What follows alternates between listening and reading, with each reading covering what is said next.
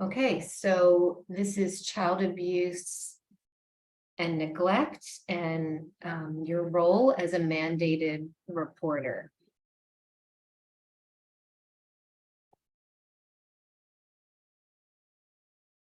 So one of the first things I want to say is, as you might imagine, a lot of this content can be uncomfortable, it can be triggering, can bring up a lot of feelings. And so please do what you need to do to take care of yourself. If you need to step away, please do that. If you need to connect with someone after this training, we're here for you. So we just want to make sure that folks are taking care of themselves because this material is heavy. All right, so a quick overview of the objectives of what we're going to cover today. We're going to first start with talking about the child abuse law, and then we're going to identify the various categories of child abuse. We'll be talking about recognizing some of the physical and behavioral signs that we may see with some of our kids that we might be suspecting child abuse, your role as mandated reporters, and then finally what to do if you do need to report abuse. So first, we're going to start off with a little bit of statistics, give you some interesting factoids. So according to the National Children's Alliance and the Center of Disease Control, which is CDC, in 2020, 1,750 children died from child abuse. 1 in 7 children were victims of abuse and neglect nationally. And then 1 in 10 children are victims of sexual abuse. And then finally, about 4 out of 5 abusers are actually the victim's parents. So even this day and age in 2020 and 2023 now, we've still got these really high numbers that, we're working hard to help support and educate folks. But, given what we've just gone through with the pandemic, numbers did increase, as we know, so many stressors happening with our families across the board that definitely stressed out systems. So we're still working hard to make sure that these numbers go down. And I think we were making some decent gains at one point, but not all is lost. I think a lot of it is providing the education to folks and supporting these parents to understand what they're looking for, and also helping them to sort of learn how to regulate themselves.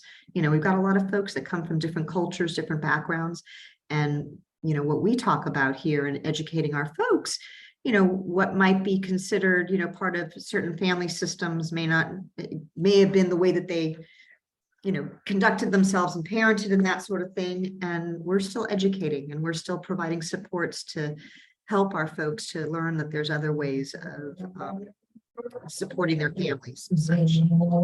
Sorry for the acoustics. So we're going to start with the law. And I don't know if anyone's heard of the case of Mary Ellen Wilson. Has anyone heard of this? I see Josepha nodding her head. So Mary Ellen Wilson was born in 1864. And shortly after she was born, her father died, and her mother felt like she couldn't care for her. So she gave her to another couple. Their names were Mary and Thomas, and asked this couple to raise Mary Ellen for her. And shortly after she handed over Mary Ellen to this other couple, Thomas died. And the mother, or the Mary, who was taking care of Mary Ellen, remarried this man, Francis Connolly. And it was at this point when severe abuse and neglect happened to Mary Ellen Wilson. So she was being physically abused, she was being neglected, and her neighbors in the neighborhood that she was growing up in noticed. They were very concerned about Mary Ellen, and they didn't know what to do. So they went to their local minister and they said, there's this girl in the neighborhood, we feel like she's being abused. And the minister said, there's really not a lot we can do.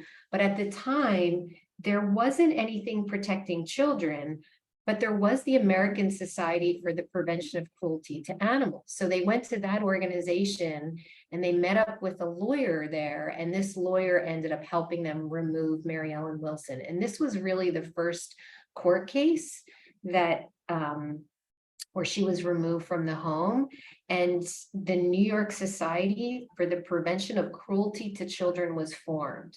So this was the first documented case of child abuse. And what's interesting is it wasn't until 1963 that California enacted their first reporting act, but it only pertained to doctors. So it was 1963, there was, it was called the battered child syndrome. And it wasn't until 1980 that the Child Abuse and Neglect Reporting Act was passed that really expanded the definition of who was considered a mandated reporter. So, I mean, when you think about it, it wasn't that long ago that these laws were put into place to protect the welfare of children from being abused and neglected. So the Child Abuse and Neglect Reporting Act was passed in 1980, and then over the years, there's been various amendments to this definition. Recently, in I think 2023, January 1st of 2023, Assembly Bill 2085 was passed. This is interesting. It actually narrowed the definition of neglect. So there was a lot of concern that neglect was being reported due to poverty. And so this AB 2085 bill narrowed the definition of neglect to define neglect when a child is at substantial risk of suffering serious physical harm or illness. So that was the most recent amendment to the Child Abuse and Neglect Reporting Act. So let's talk about who are mandated reporters. So essentially, anybody who touches the lives of children and human beings really is considered a mandated reporter. So, individuals who are mandated by law to report known or suspected instances of child maltreatment is what it is. There's 40 categories of mandated reporters now, which is great. Some of them include teachers, nurses, coaches, firefighters, doctors, therapists. I sometimes tell families, camp counselors, anybody really who's touching the lives of kids. And that's actually what I'll say to folks when I'm talking about our role as mandated reporter, to sort of normalize that we're all mandated reporters if we are in contact with children. Can any of you folks name other mandated reporters that you can think of that might not be on this list? Any thoughts? I believe even like janitors and school bus drivers and things like that are also mandated reporters, correct? Yep. Any other folks that you can think of?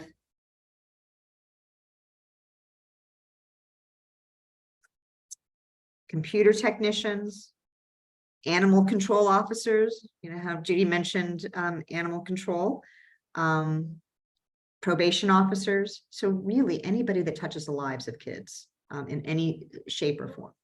So most folks that are in professional capacity, they are mandated. This is probably dating ourselves, but in the 80s, when this law was passed, when film was being developed, there were these little Kodak huts. They don't exist anymore, but Sherry and I remember them. People who developed film were actually considered mandated reporting because they might come across pornographic photos. It was the photomat. Photomat. That's what they were. They were drive-up photomats. Yeah. So let's take a little vignette and look at this. So let's pretend that you're at a school. A teacher tells you that a child has disclosed physical abuse by her father. What is the first thing you do? A, tell the teacher to report their concerns to a child protective agency. B, tell their supervisor. C, you report to a child protective agency. Or D, interview the child to obtain the information yourself prior to reporting. What are your thoughts, folks?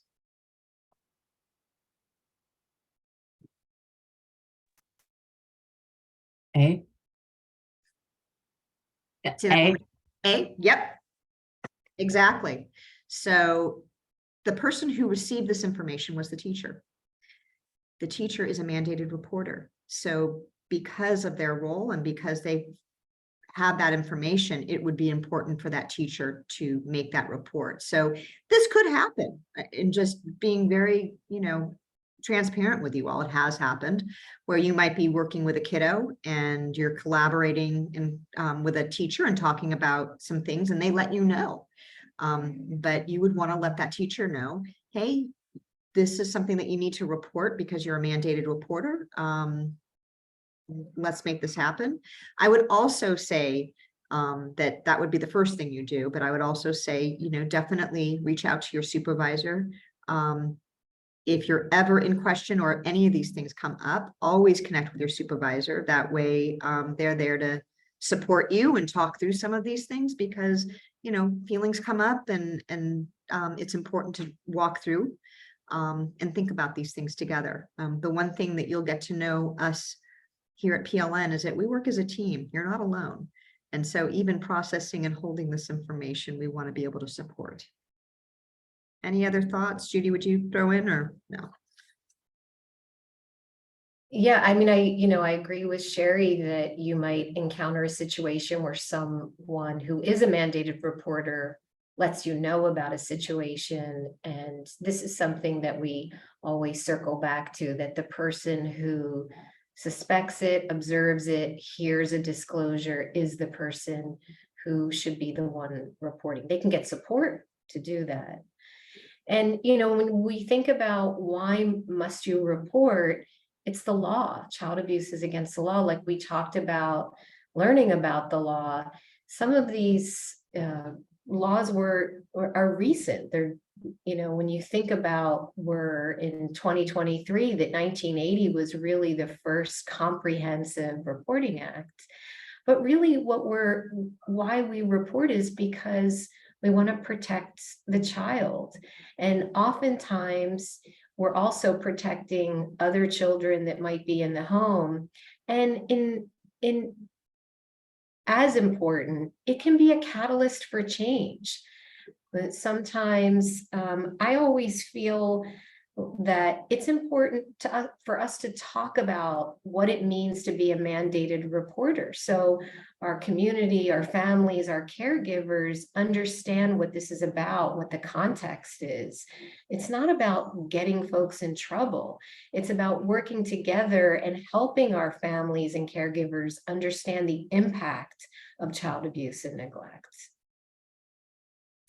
So the areas that you're going to be thinking about of what to report are physical abuse, child sexual abuse, neglect, and emotional abuse. And what we'll do is we'll go through each one and we'll talk about some indicators of each category. So we're going to start with neglect.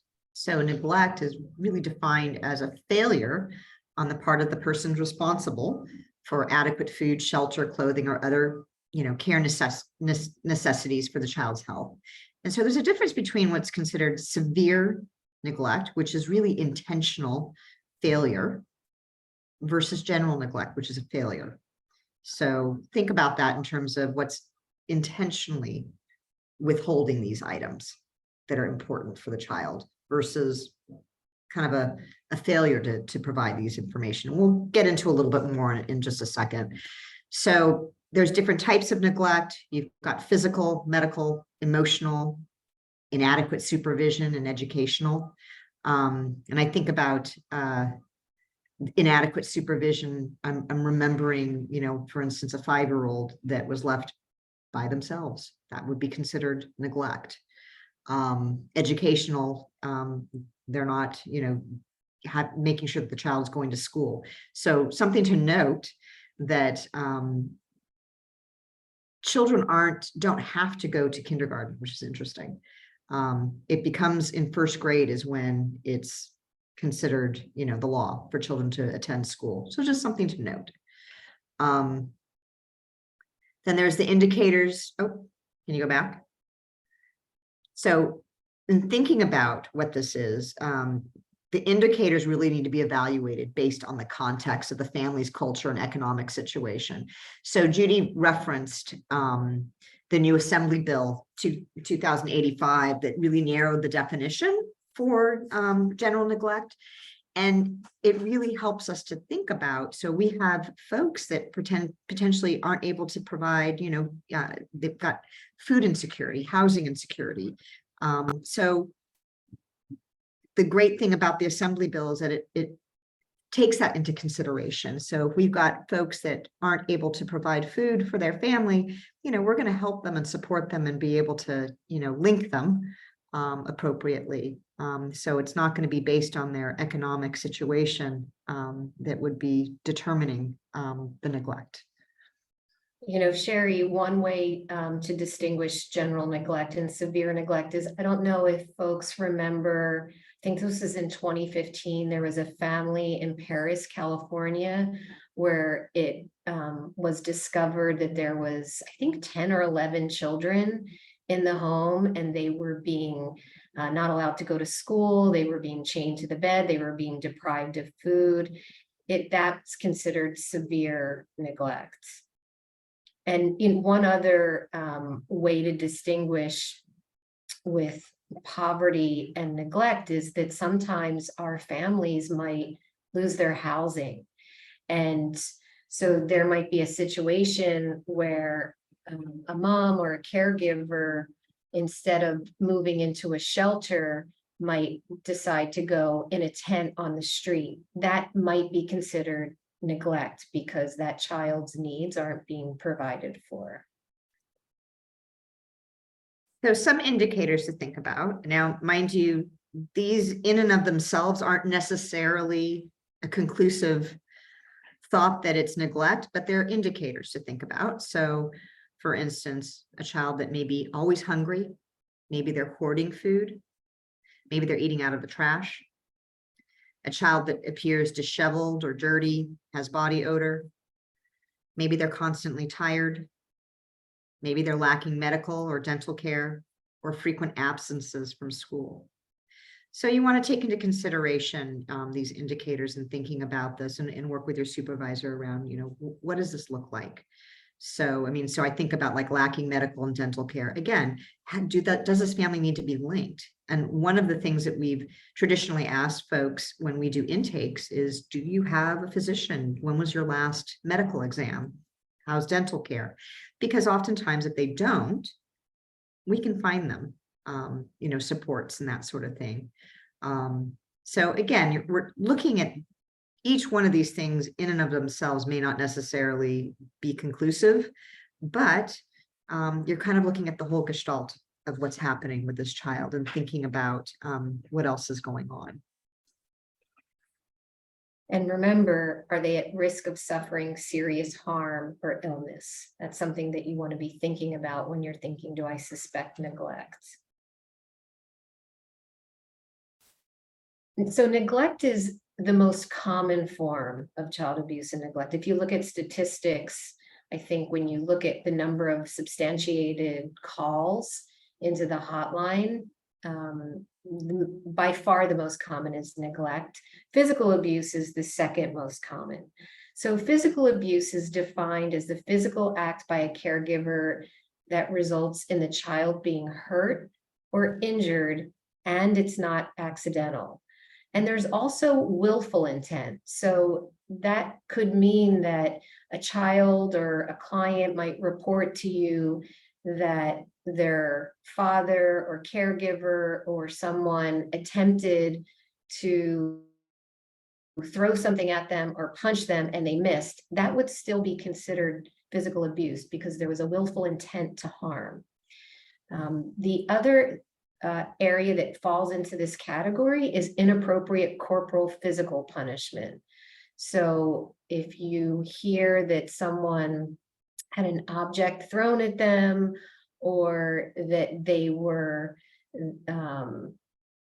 beat with a belt or a stick, that would be considered inappropriate corporal physical punishment. And certainly if it left a mark. But even if it didn't leave a mark, even if that was just what was disclosed to you. I mean, truly any use of an object too, to be thinking of it. It could be, using a shoe or any object is considered. So again, like Sherry was saying with indicators with neglect, these are things that you want to be thinking about. I also wonder if anyone saw the docu-series on Netflix of Gabriel Fernandez. I see Josefa and Jennifer, some folks have watched that. That was a really clear indicator, some physical and behavioral indicators of physical abuse. He was showing up to the classroom with burns on his face, on his head. He had cuts. He was disclosing, he was saying to the teacher that he was being beat. But what you're keeping in mind is any injury to an infant could be concerning, because at their developmental age. Of course, if someone discloses that they're being harmed or physically abused, you're wanting to think about any injuries to parts of the body that might not add up in terms of the explanation of an injury, to the back, to the buttocks, ears, face, anything that doesn't make sense. Someone has a mark or a welt on part of their body and they say that they fell and something just doesn't add up. That would be concerning. Burns, sometimes a behavioral indicator that you might see is you might see that child with extreme aggression in areas of functioning, whether in school or in after school, and they might express fear if you're talking about their parents, a fear of their reaction.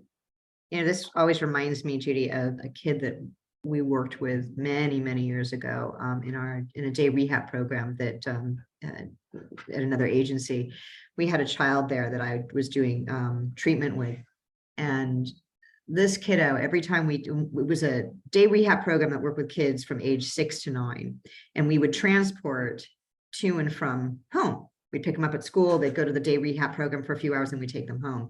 And every time we would take this kid home, like clockwork, you would see the fear and the hypervigilance on this child's face. Now, he just spent 3 hours of having fun, roughhousing, and doing all the fun stuff that you do in day rehab, and spent the duration of that ride home making sure he looked put together, tucking in his shirt, and just it was really painful to watch. And eventually it came out that this foster parent was abusing this child, and he was removed.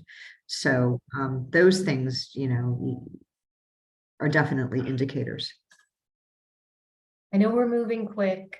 Before we keep going, I just want to take a pause. If anyone has any thoughts, comments, questions.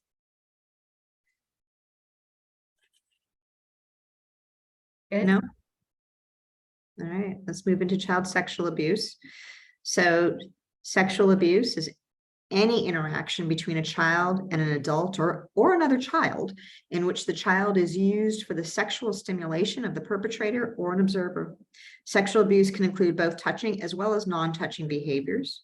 And touching behaviors include, assault, such as rape, incest, statutory rape, intentional touching, fondling children's genitals, or masturbating in front of a child. For non-touching, the behaviors can include voyeurism, exhibitionism, exposing the child to pornography. Any pornographic image of a minor is against the law. Now, what's interesting now is that we've got a lot of things happening these days with social media where we've got kids with phones, and so they're texting back and forth. And so there's also this phenomenon that happens where we've got some kids that might be texting pictures of themselves, even to other children or other minors, unclothed or parts of their body. That would be considered reportable. And that's something to take into consideration. And we talk about that with our teens. It's important for them to know that that's basically putting pornography out there in commerce. And that's what it is. So that actually is reportable. Some of the things that we see, folks feel shame, guilt, and fear that really gets in the way of their disclosing this information. And it's difficult because typically, we typically only have emotional indicators.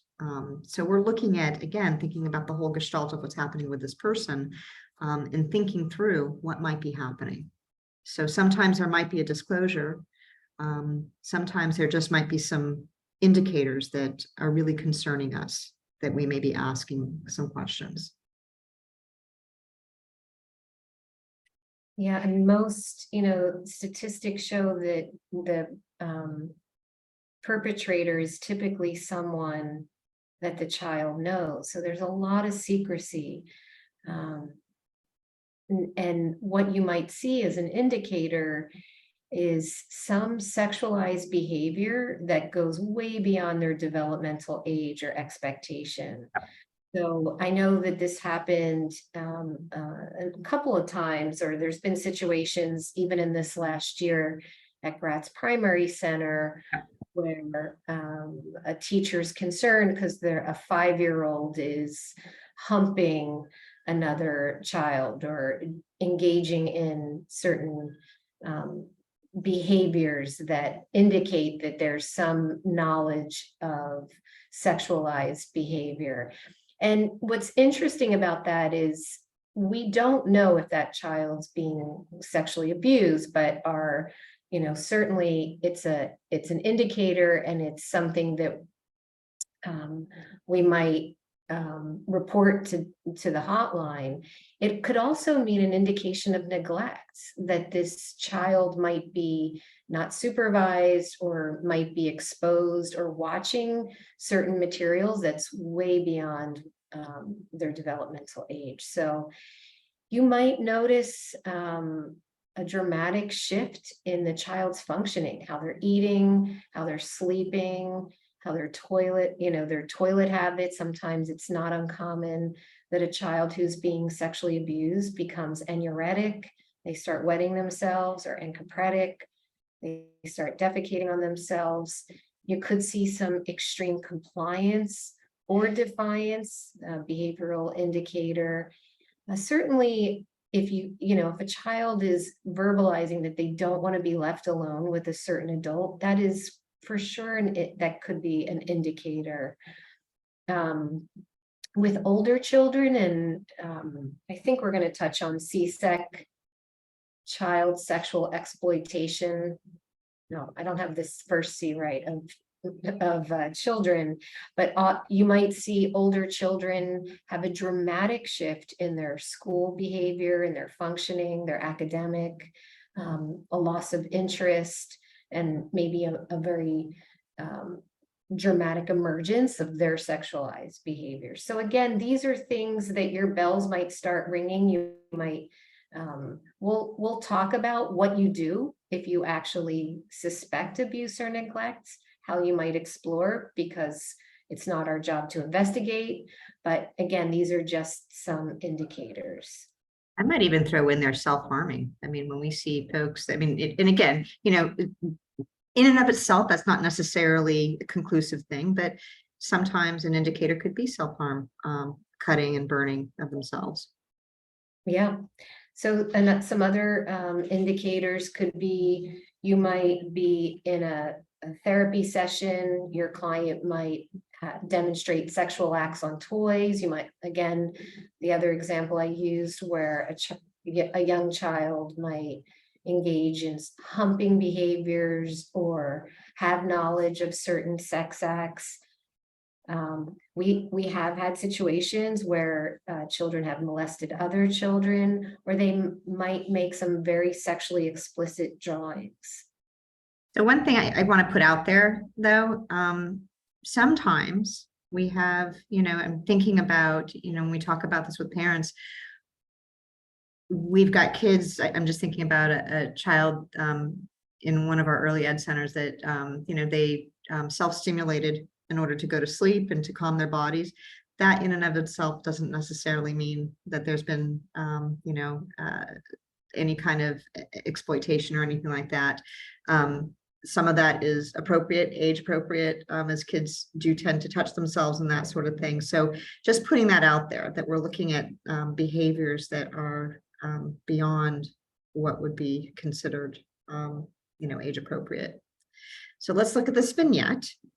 So you become concerned because an 8-year-old Maria, who's a student in your class, or maybe it's a student in a class that you're supporting, is caught exposing herself to other children on the playground and telling them to touch her.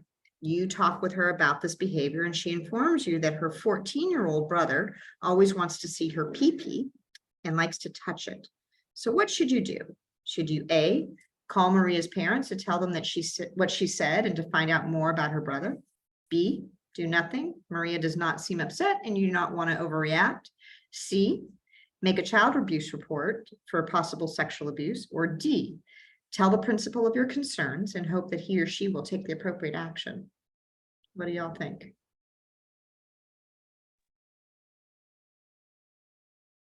Go ahead, Josefa. Thanks, C. Yeah, you'd make a child abuse report for possible sexual abuse. You've got a few things that are indicators on here. We've got a child who's exposing herself to other kids, telling them to touch her. So then that in itself would make us wonder what's going on. And then on top of that, we've got a 14-year-old brother that is apparently touching her or wants to touch her. So it's definitely C. Any questions about that or concerns? I had a question about A. Like, I understand why we need to report, but would it be appropriate in that kind of situation to be disclosing all this information to Maria's family and her parents? So, I'll be honest with you, I think it depends.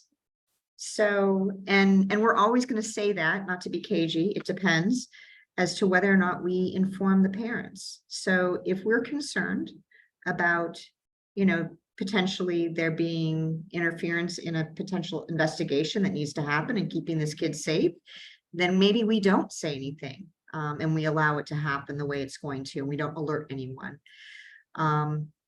If by chance, we've got folks that we feel like they need supports to be able to, provide supervision and that sort of thing, which of course, comes into play. And we're not concerned about safety for our child who's disclosed to us, or concerns about any concerns relative to what would take place prior to the investigation, then yeah, maybe we would be telling the parents. So you would be talking with your supervisor, you'd be thinking about what does this whole picture look like? Oftentimes, and when we tell people we're mandated reporters, I'll say, most of the time I'm going to let a parent know that a report is being made because I want to be fully transparent. However, there might be times when I don't. And that's in order to ensure that the child is safe. Anything else you'd throw in there, Judy? No, I mean, great question. That Sherry referenced this earlier. We never do anything with just one brain. We are always, obviously your students, we're always saying consult, but we're always consulting. Clinical coordinators are consulting with other clinical coordinators. Sherry and I are always consulting. No situation is ever really that clear cut. And so we always want to work together. So, and we'll talk a little bit more about some of those legal and ethical issues that come up when reporting. So the last category is emotional abuse. And this one can be not easy to necessarily substantiate for an investigation, even if they take the report. But what you're what you're wanting to think about is this child's constantly hearing criticism. Are they being threatened? Are they being intimidated, demeaned, humiliated? Are they being verbally attacked? This also includes a child who might be witnessing violence in the home. Sometimes when certain trainings look at witnessing violence in the home under emotional abuse. Sometimes it's under neglect. But again, what you're thinking about is, is this child at risk of being seriously injured or harmed? And that includes emotionally. We'll talk in a little bit about what to do if you're not sure, because you can obviously consult with each other, but we can always consult with the hotline as well. And some indicators that you might see, not that dissimilar to some of the other indicators, or someone who has, really low self-worth and self-esteem. You might see a decrease in their interest in coming to school, maybe some desperately seeking affection from other adults, somatic issues like headaches and stomach aches, social withdrawal, and depression. So something that's making you think something's going on. I feel like I need to better understand what's going on with this kid. All right, so let's say you're concerned and you suspect something is happening to one of the kids that you're working with. So what do? So some things to think about, first and foremost, when a child makes a disclosure of abuse, it's really important to reassure that child. So you want to make sure and reassure them that they're not to blame for the abuse. And that, that we want to praise them for having the courage to say something, because with having the courage to say something, then we can help them. And that's what we want to explain to them, is that our job is to be able to make sure that they're safe, their family is safe, and we want to help them. So some of the things you would do would be explore concerns, ask questions. As Judy mentioned previously, we do not investigate. So what does that mean? So a good example here, if you're observing, physical evidence of abuse, you would maybe employ open-ended questions. So for instance, if you see bruising, you would say, gosh, how'd you hurt yourself? What happened? Open-ended. You wouldn't say, did so-and-so do that to you? You would just basically ask them, gosh, what happened? So very open-ended questions. If you've got a kiddo that their behavior concerns you, maybe you take them aside and privately talk to them and saying, gosh, I've noticed that, you seem like you've had lots of big feelings come up for you lately, if it's a little one. What's going on? I'm hoping everything's okay. So again, you're describing observable behavioral things that you're seeing. You seem, like you're getting upset easily these days. What's happening? But you're keeping it open-ended. So there's no, providing any kind of, I don't want to say leading, but information that would state something. You're just asking questions, not investigating. For school staff who see children on a daily basis, they might be more apt to notice a shift in an emotional indicator, mood. And so, just as Sherry said, just asking, are you okay? Is everything okay? Can be a very appropriate way to explore maybe some of the red flags that are waving. So with disclosure, we want to be very mindful of ourselves and be very aware of being self-aware of our reactions. So first and foremost, being aware of your own emotional response. You don't want to express shock, disapproval regarding the child, the suspected abuser, or the disclosure. And, if it's a family member or someone they trust, you want to be mindful of being very neutral. You don't want to label the child's experience as abuse. You just providing the terminology that the child is using, not giving them terminology such as that.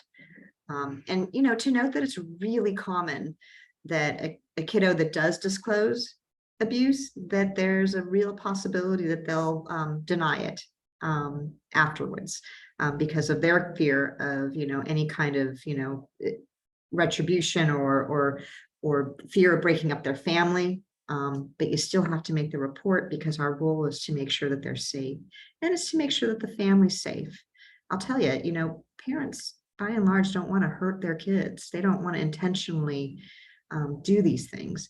Oftentimes what we see with our folks is that, they've been parented in a way for instance, and maybe they're stressed out and they're at their wit's end and they're needing supports. They're needing help to be able to manage. When you're working with the kiddo, while you can't promise the child that, that you won't tell anyone about the disclosure, what you want to do is basically, provide them reassurance and, you can ensure the confidentiality, for instance, within the school environment. So if your client discloses this to you at school, you're not going to be informing the teachers or anybody else. This is confidential information. So, while you have to disclose to your supervisor and to get supports in making that call, and potentially, what that looks like, you can still, hold the confidence with the kid. So to Monica's question earlier, you were asking, do we tell the parent or not? And as Sherry said, it's a big it depends, and it truly is. And that's what we're thinking about is always the safety of the child. If we feel like letting the parent know that a DCFS call was made and it was taken would put the child in harm's way, then we wouldn't be telling the parent. And we have had situations, it's very rare, but we have had situations where we've made a DCFS report and the child has expressed fear of going home. And again, you'd be connecting with your supervisor. This oftentimes might involve law enforcement to get involved. But the other piece that you're thinking about is, because it can sound simple, how do I determine reasonable suspicion? And what's interesting is I feel that what helps me is just taking a step back and really truly thinking, do I suspect this child is being abused or neglected? And if the answer that I come up with is, I'm not sure, then I'm at least going to consult with the hotline. And I might be talking with my supervisor, I might be talking with someone else, a teacher or school staff might be connecting with their administrator. That administrator might know there was some concerns in the previous years, or maybe with a sibling. That might be some history information. But really determining reasonable suspicion is really just asking yourself, do I suspect that abuse or neglect might be happening for this child? Any questions about that?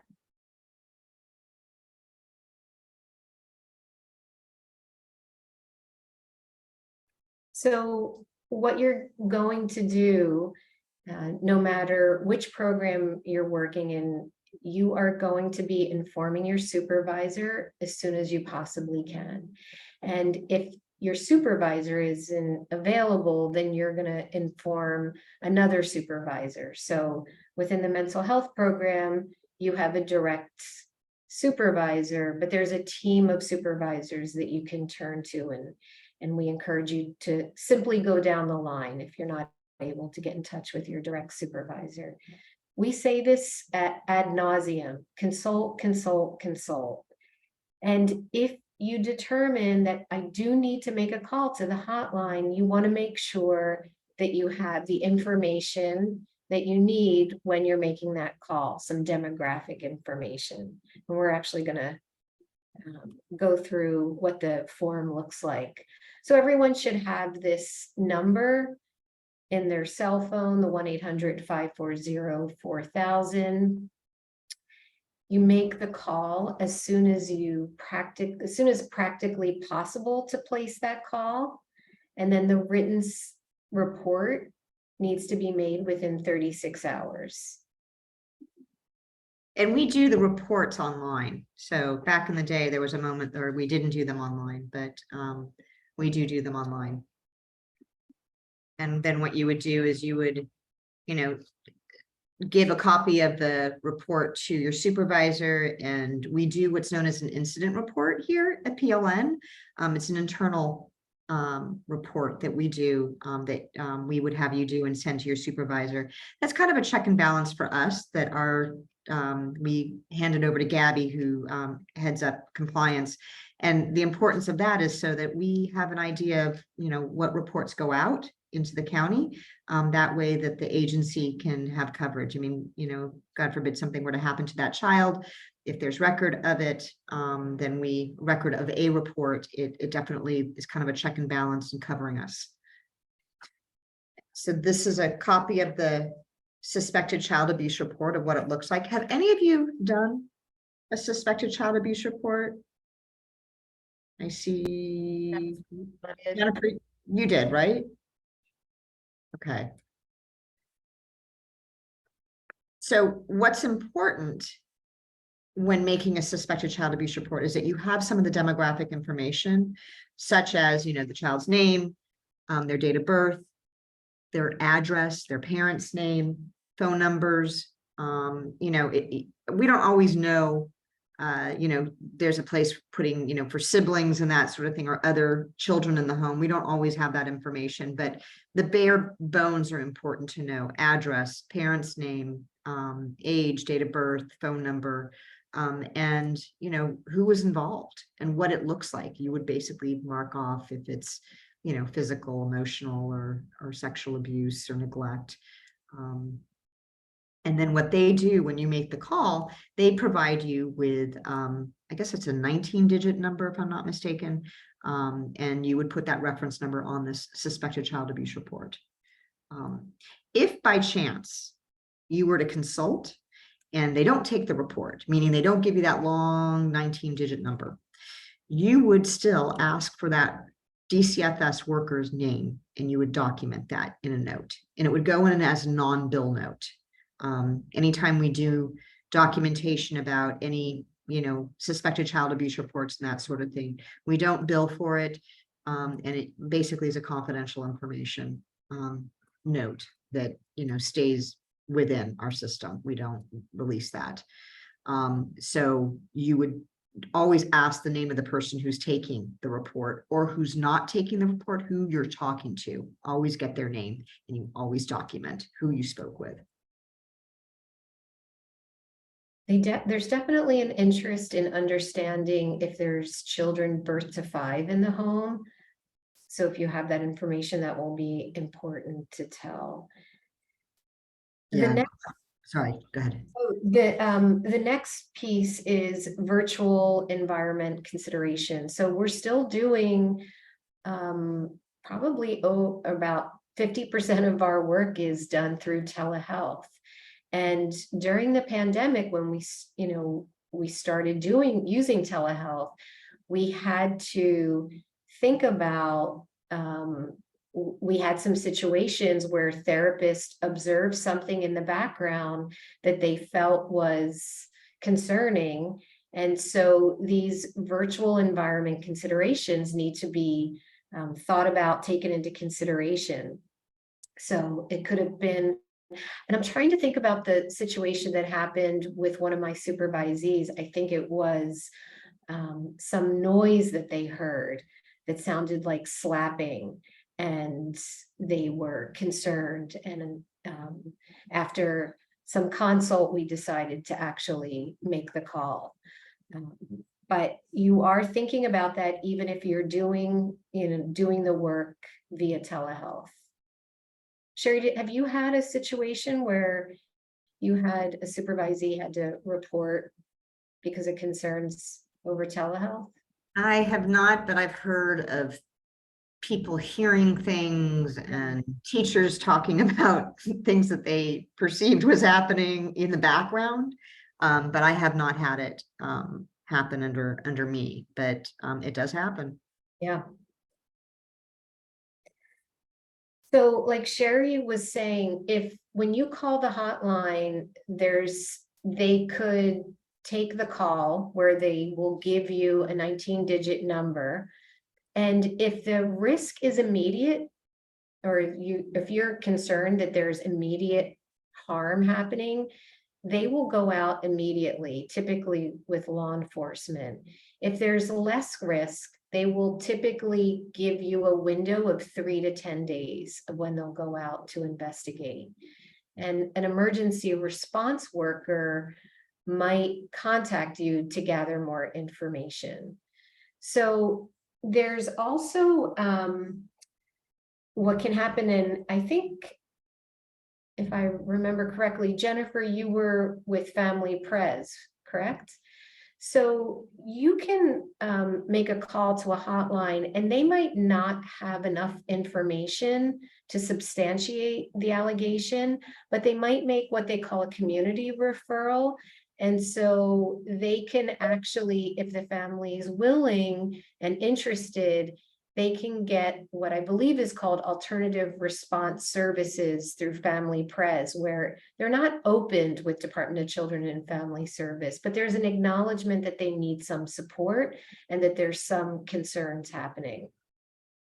Jennifer, did I get that right? Yes, yeah, there could be open cases for families reunifying, just to make sure, you know, any kind of psych ed is received during that reunification process. And yeah, there could be cases where it was just not enough to substantiate. Sorry, my babysitter is late. Not enough to substantiate a report, but there is need for a supportive linkage. Thank you. And just put it out there with the little ones, oftentimes they go out. So when they know that there's somebody in that home that's birth to 5, they're more apt to going out, just because it's such a vulnerable population. So some frequently asked questions. Can reports be made anonymously? Not by a mandated reporter, they cannot. So we always have to give our name and what our role is. However, what can be anonymous is if, you know, somebody who reports that is, you know, not mandated, a neighbor or, you know, anybody else, but our reports cannot be anonymous. Now, they're supposed to keep that confidential. That's not supposed to be divulged to the family. You know, we've heard different stories of whether it has been or hasn't been, or maybe they put the 2 and 2 together, which isn't too hard to figure out. The one thing that I will put out there for you all to understand is that historically, and I don't know if charters still do this, but historically the schools do not provide that information to the parents. They don't disclose when they've made a report. Now, I'm not sure if charters are still doing this, but early ed, now it's a gray area. Once upon a time, they did not tell the families when a report was made. Now we've started telling families when we feel like it's going to be important to support that relationship. And it's, you know, clearly obvious who's made the report. So, but just putting that out there that it a lot of times the schools don't. So let me ask a question. We know in your role as a mandated reporter that you're required by law to report suspected child abuse and neglect. But what if you're not at work and you're at the grocery store and you witness a parent punching his child? Are you mandated to report? See some nodding no. You're right, you should, but you're not mandated as you are within your role. Sometimes that gets a little tricky. And actually anyone can report child abuse and neglect, but mandated reporters are required by law to report. So what happened? Oh, go ahead, Sherry. I was just going to say, it's when it's within the course of your job that this information is disclosed. What if you're wrong?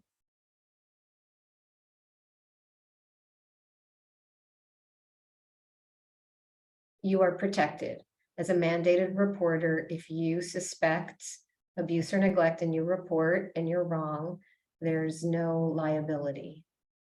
And this comes up, it's not uncommon, where you learn about some type of abuse or neglect, but have been told that it's already been reported. Do you still report? I see some nodding yes. Yes, you always want to err on the side of caution. The one area that I would say, you know, the questioning comes like when it's within our agency or within, I wouldn't say our agency, within our program in mental health.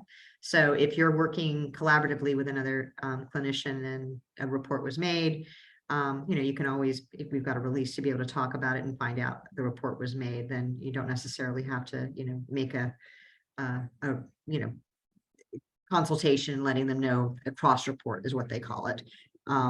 But oftentimes, and I'll tell you, this happened actually just recently, just to make your awareness, that we had a situation where law enforcement was involved, DV situation, and you know, you would perceive that we got the child in intake, and you would have perceived that potentially law enforcement provided that information to DCFS. Well, we still made that cross report because sometimes that doesn't happen. It's supposed to happen, but outside of our agency, I can't control for that. So we did make that cross report. And just ensured we contacted the hotline and said, hey, I'm a mandated reporter. This is what the information that I've gotten. I just want to make sure, just as a cross report piece, that it was reported. And so just be mindful of that sometimes folks might say, oh, well, law enforcement was involved, or this person was involved. It may or may not have been reported.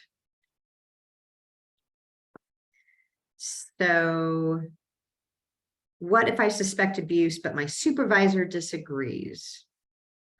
Well, we will say, if you suspect abuse, make the call. At the very least, consult. There are times that I'll be talking to somebody and I'll say, gosh, you know, you're telling me this information. I don't think they're going to take the report. However, if you want to make that call, I support it. Go for it. So if you strongly believe that there's something going on that you're concerned about, always err on the side of being cautious. Our supervisors will support that for sure. And we already talked about, do I need to tell the parents I reported abuse? Again, it really depends. And you will never, ever be asked to make these determinations on your own. Whether you're a student, whether you're a full-time employee, whether you're in our leadership team. This is an area that is complex, and never, you know, in the 25 years I've been doing this work, situations come up where I feel like, you know, sometimes we need 3-4 people to talk before we can feel like we have an understanding. Again, you know, this is really important. I think we have a lot of opportunity, being a mandated reporter, to talk to our families.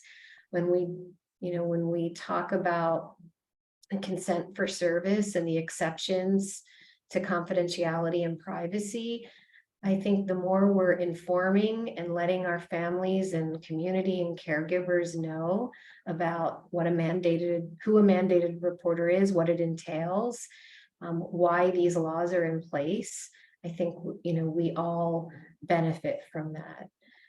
So with all of that information, take a pause. Any thoughts, questions, comments? Would love to hear.